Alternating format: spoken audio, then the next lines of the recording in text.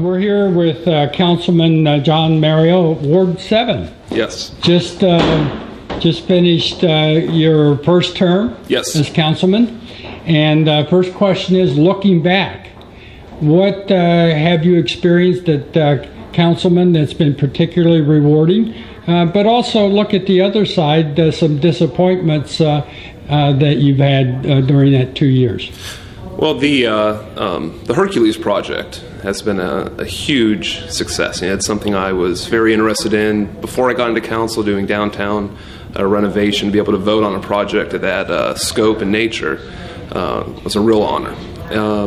Also doing ward issues. I knew a little bit of what I was going to get into being on council, but I didn't realize how rewarding it is to be able to solve, very simple things, but important things that people are experiencing in the ward. A couple disappointments. The police cadet initially, when that was pulled, that was a bit of a disappointment. But we were able to get that pay from $26,000 up to the $31,000 where it should be. And also the safety officers, we have the informal resolution, but we're still waiting to get those safety officers to help out our fire department. 175? Well, the safety officers for the fire department. Oh, I see. They've eliminated 3 officers that are crucial to promote safety, make sure that our firefighters, when they're out on a scene, are going to be safe putting out that fire. I see. And it's very important moving forward that we get them. The repository has spoke about how it's an important thing. Our fire chief has come in. We've heard from multiple firefighters that they need these safety officers. Council has passed an informal resolution saying that we would like to see them. We haven't seen them hired yet, but hopefully next year we'll be able to get those taken care of. Now, looking forward, what is your hope and expectation for the next 2 years? Well, obviously, police and fire. Top 2 priorities. That's going to be number 1. Absolutely. Huh? Those are going to be taken care of. Okay. City expects good fire, good police. There's a lot of things that we like, but something that we expect is safety. People pay their taxes for fire and police. People move into a city to have a strong fire department, have a strong police department.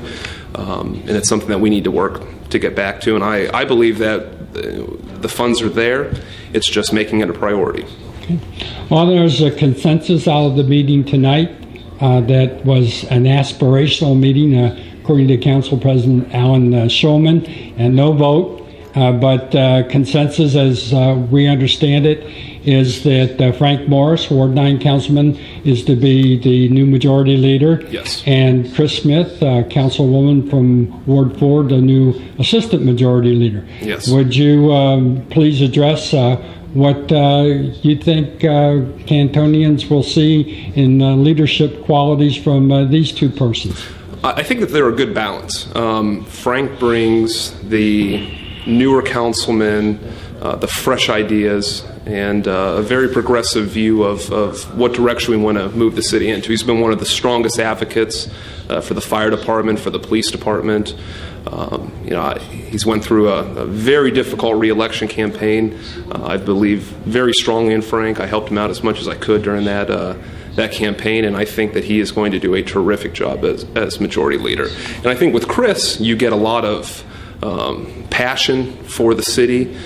She's an icon in her ward. Just her people really like the job that she's doing, and you can see that in her past election. I think she had 80 or 82% vote, but she brings a certain expertise to how the city operates. She has the experience of a veteran council person, so I think she's going to do a great job. I think those 2 together, it's going to be a really good balance. And it's council has been divided sometimes, and I think what you see here are Frank and Chris have voted against each other. They bring different perspectives, a different view on the city. I think them coming together is going to be a very productive thing for council moving forward. Well, thank you, Councilman John Mariol, Thank you. Ward 7.